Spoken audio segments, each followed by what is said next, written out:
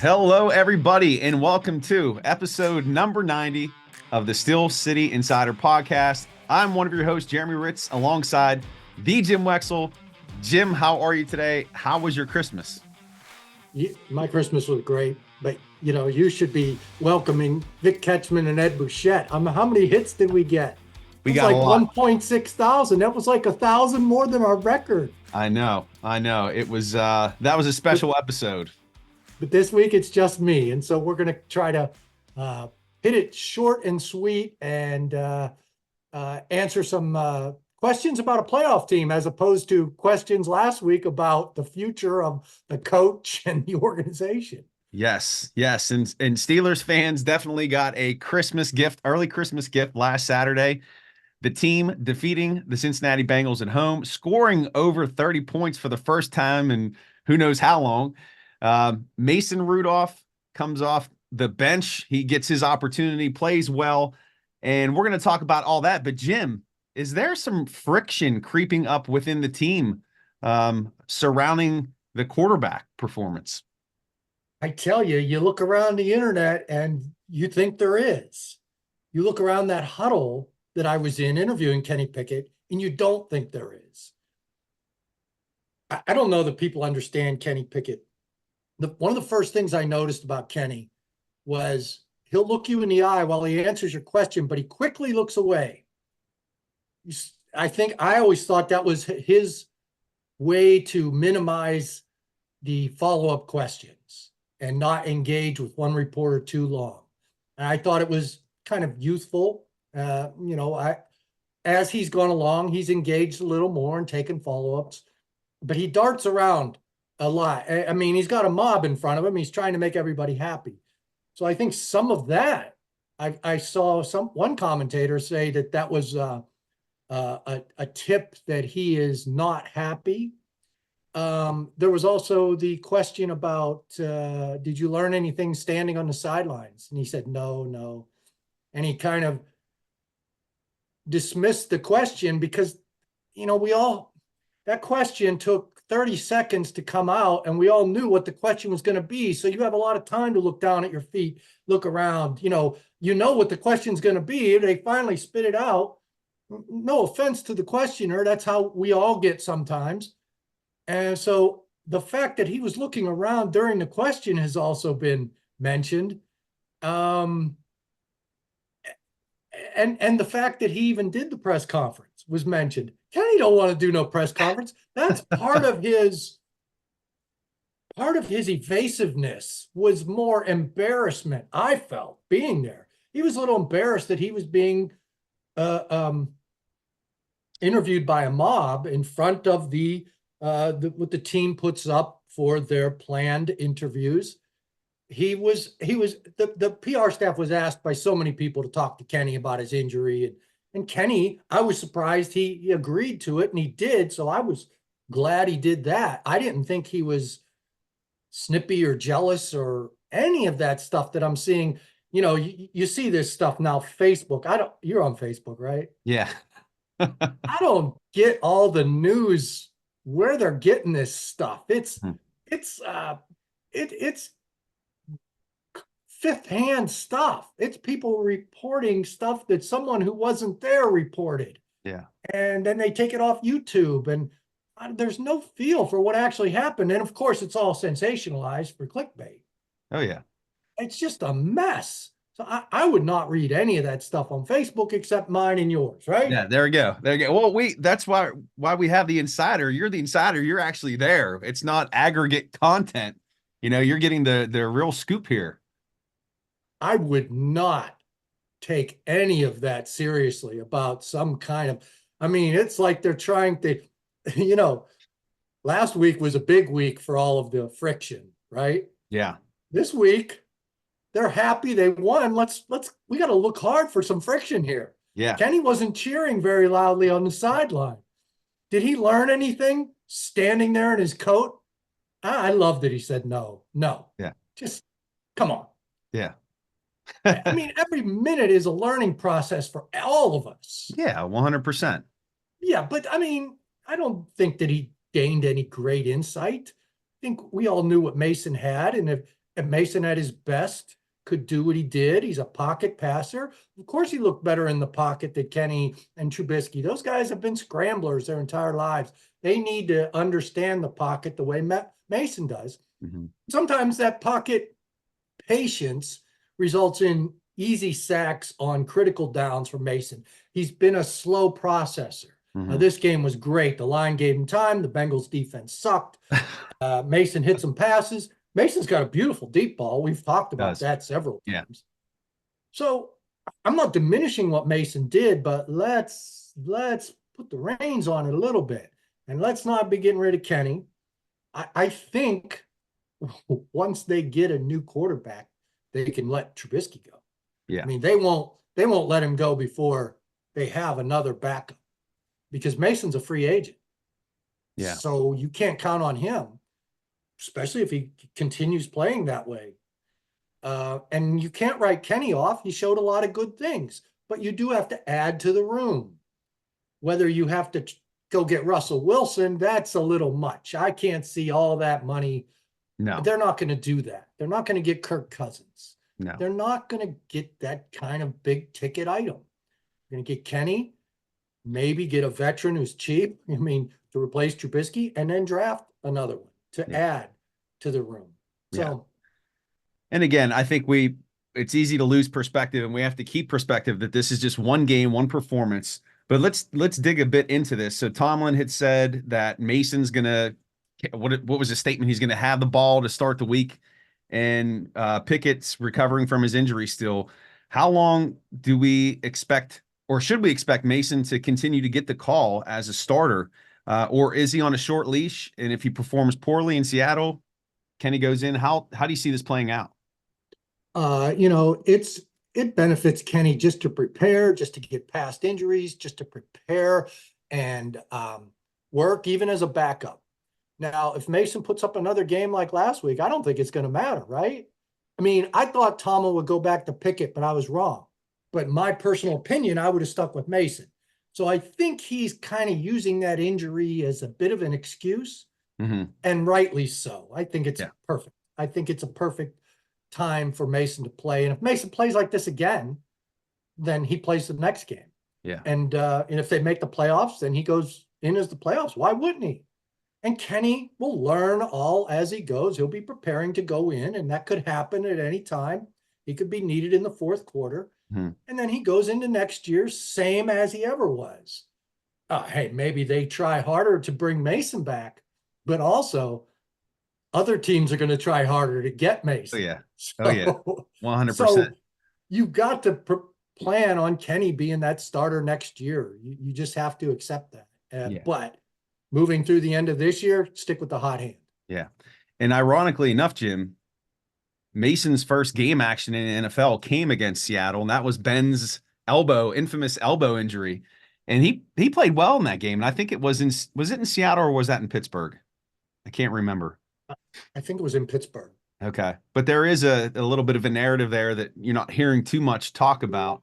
So it's going to be interesting to see how he performs if he could put 2 weeks in a row up of solid performances. But I agree with you. If he's got the hot hand and it continues, you got to ride with him. Sure. And everybody will understand that, except, if Kenny decides to do another interview, if Kenny's going to be the backup next week, I think he opts out of that interview. Yeah. It might be wise for him to do that, because apparently if he doesn't stand there smiling and fully embracing every reporter and hugging them and telling them how much he appreciates the question, he's going to be targeted as a jealous quarterback. Yeah. They all get along. I noticed that comment by Kenny about how much they enjoy each other's company, how that comment was left out of all the stories that I saw. Yeah. Well, again, it doesn't fit the narrative. So you got to fit that aggregate content narrative. But kind of shifting gears a little bit, Jim, this week we did find out some Hall of Fame news about who's eligible for next year or who made it as a finalist. And unfortunately, 2 Steelers names are not on that list to move forward. Yeah, I was disappointed that Hines Ward at least isn't a finalist. I can't remember if he's been a finalist or not. That stuff escapes me. Harrison, I think they're both legitimate Hall of Famers. And this was underscored yesterday when after the game, the crowd was gathering around Jaylen Warren and he was still dressing. So 2 lockers down was Pat Peterson all by himself. And he had his towel wrapped around him and was moving in the locker room. And I said, Pat, you got a minute? And he always has a minute. But this time he said, hey, I'm going to jump in the shower. I'll catch you when I come out. And you hear that thousands of times. And I really didn't need him to tell me about that easy interception he made. I just like talking to him because he's insightful and he did have a nice pick. Mm-hmm. So I forgot about him. I went to interview Jaylen, and Jaylen was his usual cool self. And so we could talk about that a little later. But Patrick Peterson came up to me yesterday in the locker room. Jim, I mean, he knows my name. I don't know how or why. Jim, hey, I wanted to apologize. I went looking for you after I got out of the shower, and you were interviewing someone else, and I just wanted to come and apologize. I didn't mean to blow you off. Geez, Pat, I just want to talk about that easy pick you had. And he laughed because I know, but I just wanted to apologize. And he came across the room to find me and tell me, and then he went back to his place. And I not only gave him my Chief Award vote with that, but it reminded me of what a Hall of Famer is. He has that, not only the gravitas, the big presence, but he's also has a huge heart. And not that he's just nice, but he just stands out in a different way. Remembering my name, little things. And that you add up, you have to look at his career, of course. You say, this is a Hall of Famer. And when I heard that Hines Ward and James Harrison didn't make the finals, I thought of those two the same way. Mm-hmm. There was a lot of gravitas on that team in that locker room at that time. And Hines, I mean, Hines may have diluted it some by, you would ask Hines, how are you doing? 20 minutes later, you're trying to get your second question in. He would go on and help. He wanted to help, but sometimes it was too much Hines Ward quotage, and it kind of diluted itself. It kind of took away that gravitas a little bit. Mm-hmm. But then you look at what he did after the 2004 championship game loss, came out crying to the media. That picture will never go away from anybody in the lore of this franchise, because they went and won the Super Bowl. Bettis decided to come back because Hines Ward was crying about him. Decided to come back, led them to the Super Bowl, and they got the championship. That's Hines Ward. Yeah. Yes, he helped us out immensely. And even when he came back to coach Juju at one training camp, trying to teach Juju some toughness, and he did. Well, I mean, look what Juju did to Perfect. and a lot of what Hines Ward taught him sunk in. But Hines, I think he wanted to get that wide receiver coaching job that came open recently. Didn't get it, and then he went back to college. He was buried. I was at Florida A&M or something. But the Steelers don't care where you are or what level. Just go coach somewhere first. Mm-hmm. Joey Porter had to do that.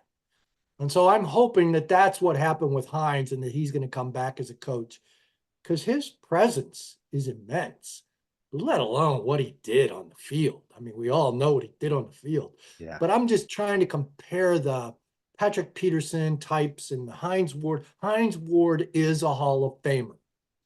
He's got that timber. And so does James Harrison. Mm-hmm. People may not like some of the things he did, but he's a linebacker. Linebackers are not supposed to be in the choir on Sundays. Right. You need that nasty temperament from your backers. And he's still I remember one argument I got into with James. I had to do a story, and he patted the sign. It says, I only do interviews on Friday. I said, I know, James, but Friday I'm going to be out of town. My daughter's getting recruited by a MAC school. I thought that would appeal to the old MAC athlete that he was. And he just yelled at me. He goes, what I tell my kids is when there's something that needs to be worked around, you plan ahead. And he's chewing me out. I am not talking now. I mean, after I had pleaded a couple times, because I can do that with him. I had a relationship, but he put that, what do they call it, boundary up. Yeah. You're not that close, pal. And he chewed me out. So I went back to the PR staff. I said, hey, I can't get that. It was for Steelers Digest. So they wanted me to get the interview. I said, I don't, he won't talk. I mean, he just yelled at me and I don't want to be hit by him. That would be So can bad. you guys ask him nicely? And they're like, oh, they dreaded that too, but they said they would. And then I saw Ryan Shazier was talking back in the corner by near where James lockered. And so I went back and I stuck my tape recorder in just over the mob, over their shoulders, listening to what Ryan was saying. I get a tap on my shoulder. I look and there's a piece of paper. I look back, it was James. The paper had his cell number and said, call after 5. Okay, does that make him a Hall of Famer? I don't know, but that's the kind of timber I'm talking about. Yeah. They Yeah. care beyond, at least a little bit beyond the field they're dominating, and James dominated. Yeah. I don't know whether he put enough years in, and that wasn't his fault. I mean, he got cut 3 times, right? Yeah. And so, anyway, that's my spiel, and thank you for letting me share that. So, hey, Jim, maybe you could turn in that Patrick Peterson apology to get him on the show. He'd be, hey, here's how you can make it up to me. We'd have to get BMAC too. We could do that. Hey, that'd be a great one. Maybe we could challenge the views that we have with Vic and Ed with those two. Yeah, that'd be great. Cool. So, kind of bringing this one home here, Jim. Steelers are going to head into Seattle. Opportunities in front of them to at least challenge for a playoff spot if they win out and get some help. What do you foresee this weekend, and do you think they're going to get in? I don't.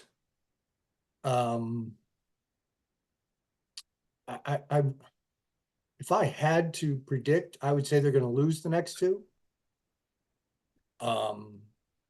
But it's exciting. That's all I can say is just watch. Yeah. My prediction isn't going to mean squat because who was I reading? Somebody whom I respect quite a bit thinks they're going to win both of these games.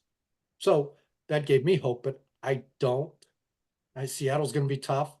Kenneth Walker's a bull. Geno Smith's good enough at home, and that defense is good enough. I know their secondary's a little beat up. But the Steelers, man, they're beat up. Mm-hmm. I don't know if Minka's going to practice today. He didn't practice yesterday. So you still got the young safeties. And if, hey, Pat, if Peterson and Eric Rowe can get interceptions again, all of that stuff can happen. So, yeah. And, Mason, there wasn't a fluke about Mason's game. Mason's game is more about lack of process and taking sacks when you least need them. But if the line blocks better, Mason's a fine pocket passer, accurate, and has the right mentality. That might not be the word I'm looking for. He has the right mental makeup to be a good leader. And it's not that everybody all of a sudden likes Mason more. It's that Mason quietly went about being third string. You know how when people quietly go about being buried and forgotten, and they don't complain. They just come to work every day. You start to notice that, not that they're talking about it, but you do kind of notice it. And then when they get their chance and they succeed, you're like, wow, this guy's a special dude. Yeah. So you have an appreciation for him. And I think that's what we're seeing. I don't know that everybody likes him more than the other guys. That's not the dynamic that's happening. It's the respect for him keeping his mouth shut for these 2 years and continuing even to re-sign with this team. Yeah. I know he didn't have another offer, but it could have been time to get into commercial real estate or something, Yeah. All great stories have to start as a seed, and there are some greenery shooting out of that. Now, will it blossom into something beyond what we can imagine? Who knows? But it is exciting to, think of the possibilities. That'd be a hell of a story. It is exciting. It is exciting. Yeah. Guy, and Miles Jack is a story. I said, Miles, were you really sitting on the couch when they called? He goes, yeah, I was playing Xbox. He was watching our podcast. So, all right, Jim. Well, I think that's going to do it here. I can't believe it's episode 90. We're going to be 91 next week. So we're pressing along to episode 100. Is that the Aaron Smith episode? The Aaron Smith episode. Yes. Maybe we'll get him on the show.